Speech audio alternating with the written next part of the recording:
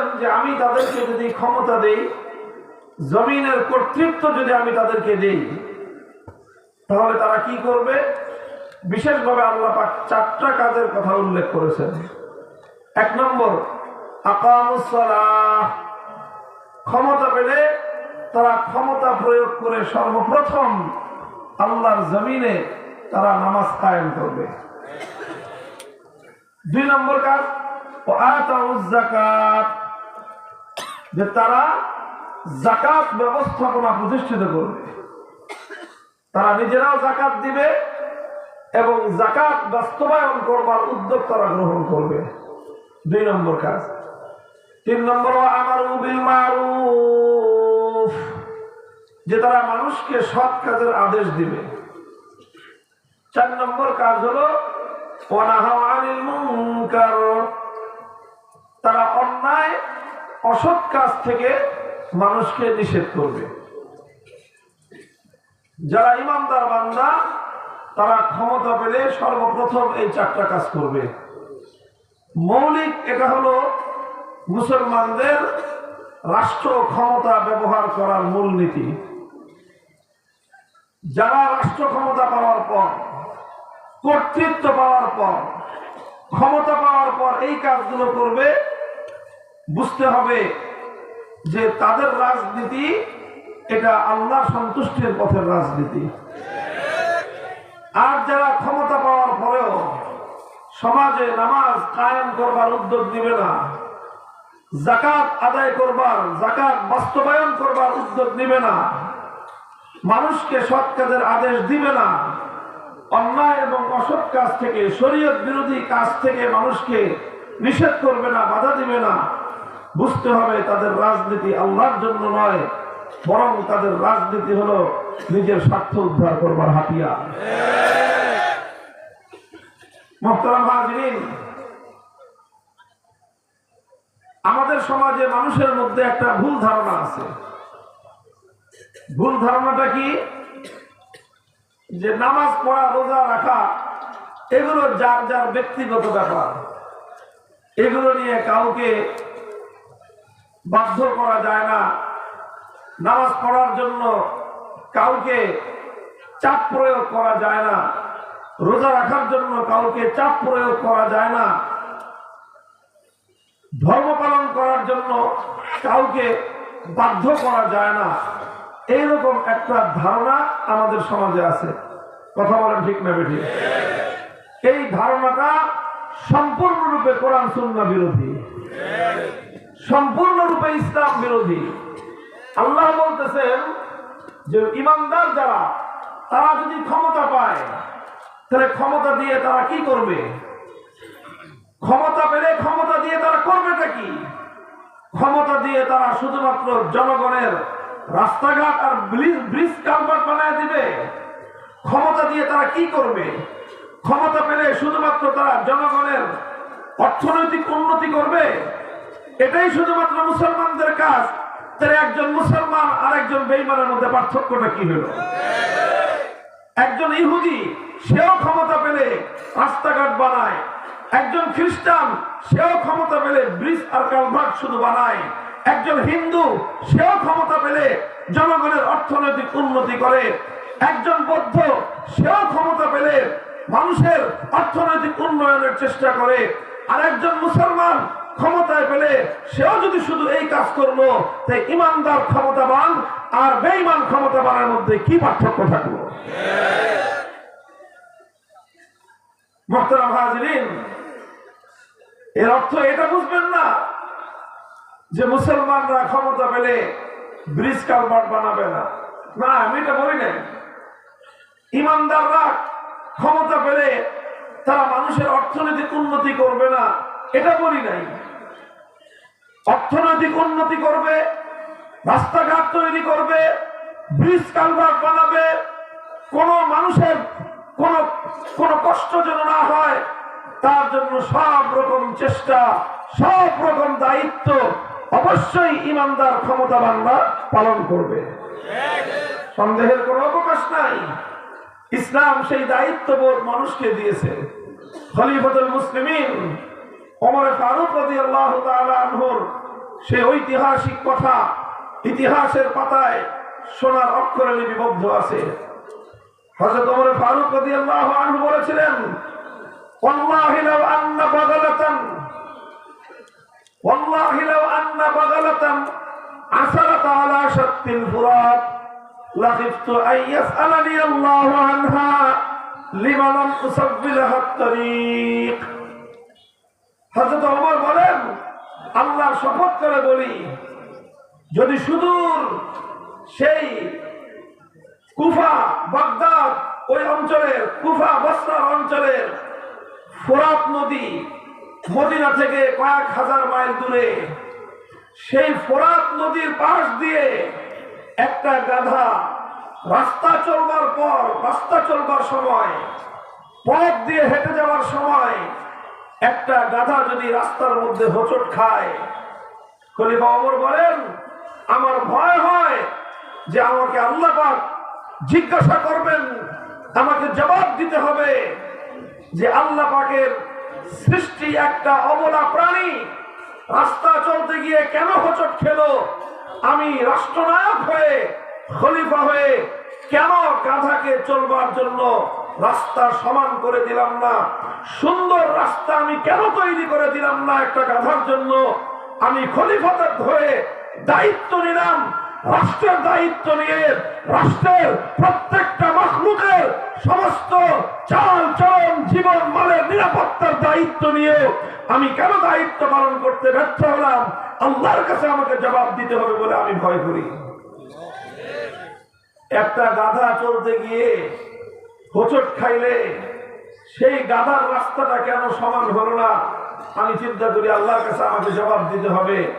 ইসলাম তো রাষ্ট্রীয় দায়িত্বকে এই আমানত মনে করেছে, ইসলাম তো রাষ্ট্রীয় দায়িত্বকে এত গুরুত্বপূর্ণ মনে করেছে। খলিফা ওমর ইবনে আব্দুল আজিজ রাহমাতুল্লাহি আলাইহি 99 হিজরিতে ক্ষমতা পেয়েছেন, 101 হিজরিতে তিনি ইন্তেকাল করেছেন। মাত্র 2 বছর তিনি ক্ষমতায় ছিলেন, রাষ্ট্র পরিচালনা করেছেন, খলিফা হিসেবে খেলাফত পরিচালনা করেছেন। এই 2 বছরের খেলাফতে ওমর ইবনে আব্দুল আজিজ রাহমাতুল্লাহি আলাইহির কি হয়েছিল ইতিহাসে লেখা হয়।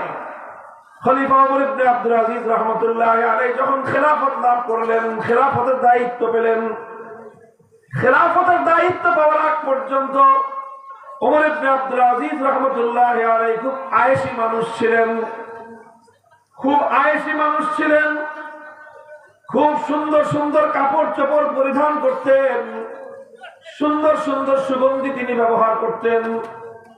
ওমর ইবনে আব্দুল আজিজ কোন পথ দিয়ে হেঁটে গেলে দীর্ঘ সময় পর্যন্ত মানুষ ওই পথ দিয়ে চলাচলের সময় বুঝতে পারতেন কিছুক্ষণ আগে এই পথ দিয়ে ওমর ইবনে আব্দুল আজিজ হেঁটে গিয়েছে, কারণ এমন দামি সুগন্ধি ওমর ইবনে আব্দুল আজিজ ছাড়া কেউ ব্যবহার করে না।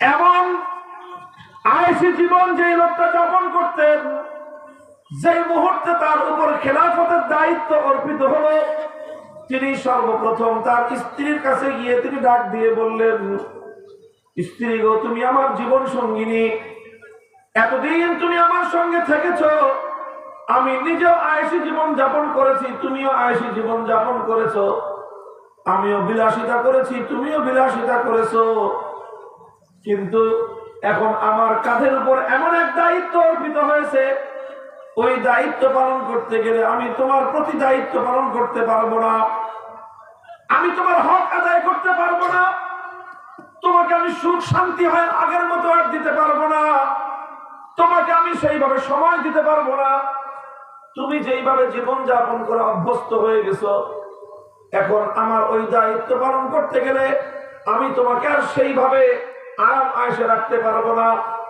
এই জন্য আমি তোমাকে অধিকার দিচ্ছি, ইচ্ছা করলে তুমি আমার সঙ্গে থাকতে পারো, কিন্তু আমার সঙ্গে থাকলে তোমার বড় কষ্ট হবে, আমার সঙ্গে থাকলে তুমি আমাকে পাবা না, জনগণের খেদমতে আমাকে সময় ব্যয় করতে হবে, তুমি আমার কাছ থেকে কোনো তেমন আরাম আয়েশ পাবা না, কারণ জনগণের অধিকার আদায় করতে গিয়ে আমার পক্ষে আর আরাম আয়েশ করা সম্ভব হবে না।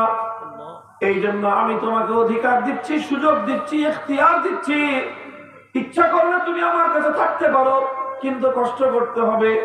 আর যদি কষ্ট করতে তুমি সম্মত না হও, তাহলে আমি যদি তুমি চাইলে আমি তোমাকে মুক্ত করে দিতে পারি। যেমন স্বামী তেমন স্ত্রী ছিলেন। তিনি বললেন যে খলিফা, এতদিন পর্যন্ত আমি আপনার সুদিনে আপনার পাশে ছিলাম, আপনার সঙ্গে আমি আয়েশ করেছি, আরাম করেছি। এখন আপনার উপরে রাষ্ট্রের দায়িত্বের বোঝা চেপেছে, আপনি আর আরাম করবেন না বলতেছেন। আমি আমার জীবন আপনার মতোই পরিচালনা করব। আমি আমার সমস্ত অধিকার থেকে আপনাকে মুক্ত করে দিলাম। আপনি আপনার জীবনটা আমার জনগণের কল্যাণে উৎসর্গ করে দেন। আমার কোন অধিকারের জন্য আমি আপনাকে আর জবাবদিহিতার কাজ ধরায় দাঁড় করাবো না। এই ছিল তাদের রাষ্ট্র ক্ষমতা পাওয়ার পর প্রথম উদ্যোগ। রাষ্ট্র ক্ষমতা পাওয়ার পর যে কথা বলেন নাই যে এখন আমাদের আরামের দিন আসছে, একথা বলেন নাই যে এখন আমাদের সুখের দিন আসছে, একথা বলেন নাই যে আমি ক্ষমতা পেয়েছি, রাষ্ট্রনায়ক হয়েছি, এখন আর আমাদের দুঃখ থাকবে না, কষ্ট থাকবে না। না, বরং ক্ষমতা পাওয়ার পরে কি বলেছেন যে এতদিন আরাম করেছি, এখন আর আরাম করা যাবে না। এতদিন সুখে শান্তিতে জীবন কাটিয়েছি, এখন আর সুখ শান্তিতে করা যাবে না। এতদিন তোমাকে অধিকার দিয়েছি, আয়েশে রেখেছি, এখন আর তোমাকে আয়েশে রাখতে পারবো না। মুহতারাম হাজিরিন, ওমর ইবনে আব্দুল আজিজ রাহমাতুল্লাহি আলাইহি আমাদের মতো বাংলাদেশের মতো ছোট্ট ৫৫,০০০ বর্গ মাইলের দেশের রাষ্ট্রনায়ক ছিলেন না, অর্ধ জাহানের খলিফা ছিলেন।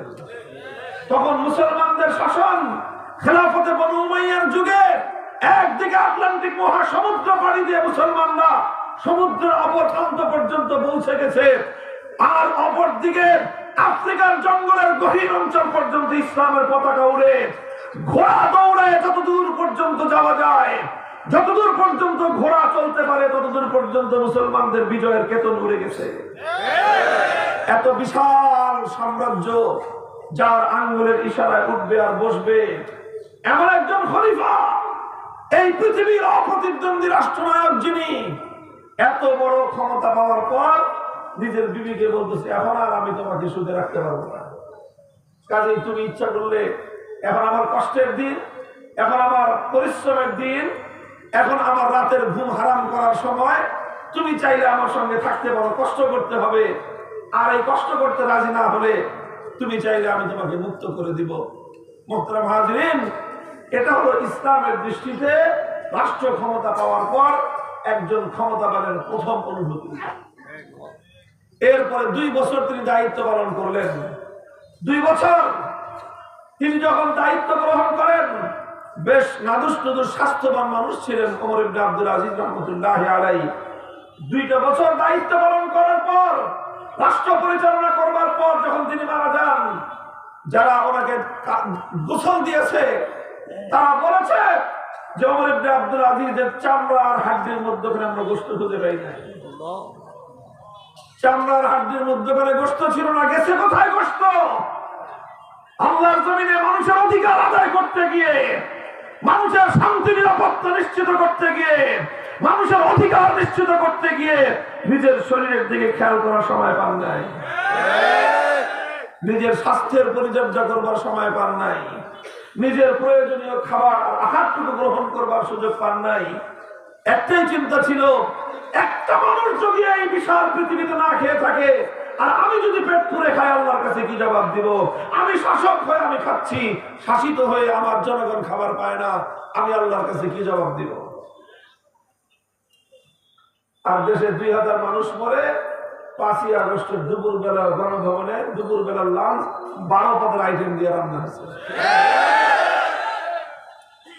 ভালো খাবার দাবার খান, এটা নিয়ে আফসোস না, কিন্তু আফসোসটা হলো যেই দেশে ২,০০০ মানুষ, কেমন মানুষ, সব তাগড়া তাগড়া যুবক, স্কুল কলেজ ইউনিভার্সিটি মাদ্রাসার ছাত্র, খেটে খাওয়া মেহনতি শ্রমিক, যুবক যুবক মানুষগুলোকে ব্রাশ ফায়ার করে, গুলি করে, হেলিকপ্টার থেকে গুলি করে করে এই মানুষগুলোকে হত্যা করা হলো।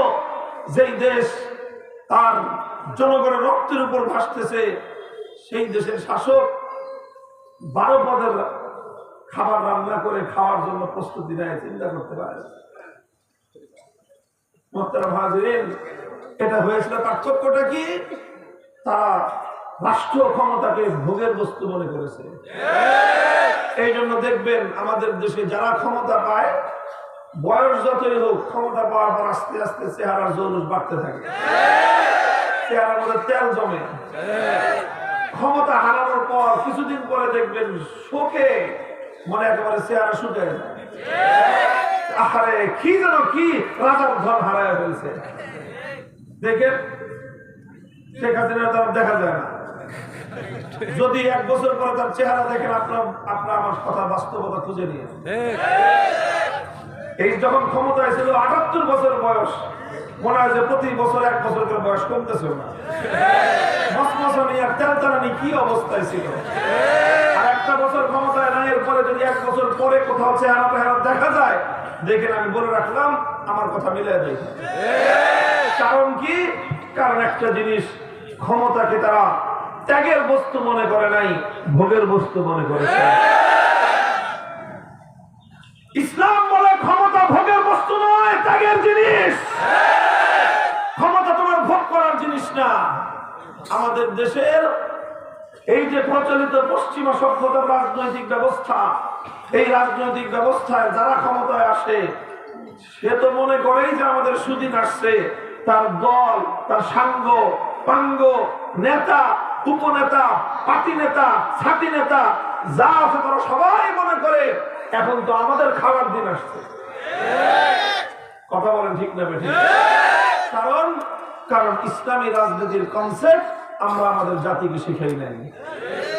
যদি ইসলামী রাজনীতির কনসেপ্ট জাতি বুঝতো, যারা ক্ষমতায় আসতো তারা মনে করতো যে এতদিন যা অন্যায় করছি এখন আর অন্যায় করার সময় নাই, এতদিন ভোগ বিলাসিতা করেছি এখন আর আমাদের ভোগ বিলাসিতার সুযোগ নাই, কারণ এখন আমাদের দল ক্ষমতায়।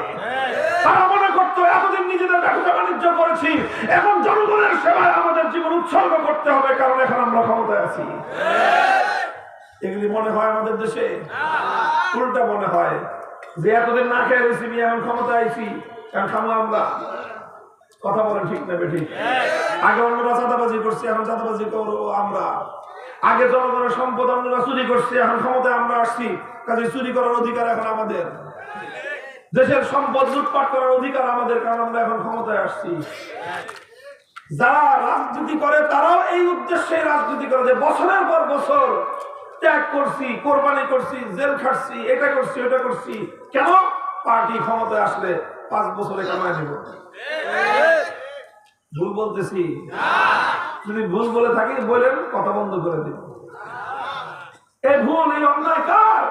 এটা কি শুধুমাত্র আমাদের দলের সাধারণ কর্মীদের ভুল? এটা না, কর্মীরা তো এই শিক্ষাই পাচ্ছে। তারা মনেই করতেছে যে রাজনীতি করে এই জন্য যে যতদিন বিরোধী দলে থাকবো ততদিন ইনভেস্ট করব, সরকার ক্ষমতায় গেলে সুদে আসলে সব পোষায় নেব। বলেন, এটা কি মনে করে না? যারাই রাজনীতি করে, প্রচলিত রাজনীতি যারা করে, তাদের প্রত্যেকের চিন্তা একটাই, যে যতদিন বাইরে থাকবো ততদিন ছেলে পেলে পালবো, ততদিন যত খরচ করতে হয় সব খরচ করব, এদিক দিয়ে ওদিক দিয়ে নানাভাবে খরচ করব। কোনদিন একবার ক্ষমতায় আসতে পারলে 5 বছরে 50 বছরের উসুল করে নেব। কারটা উসুল করবা তুমি? জনগণের সম্পদ বেড়ে খাবে, টেন্ডারবাজি করবে, চাঁদাবাজি করবে, মাস্তানি করবে, দেশের সম্পদ লুটপাট করবে। এক রাস্তা 5 বছরে একবার বানাইলেই চলে, সেই রাস্তা বছরে 3 বার ভাঙবে, 3 বার বানাবে। দেখেন, এটা ব্যবস্থাই, এটা সিস্টেমই, এটা এই রাজনীতির সিস্টেমই এটা। কারণ এক একটা দল লক্ষ লক্ষ বেকার যুবক লালন পালন করে। দেখেন এমন কোন রাজনীতিবিদ আছে কিনা আপনাদের দেশে?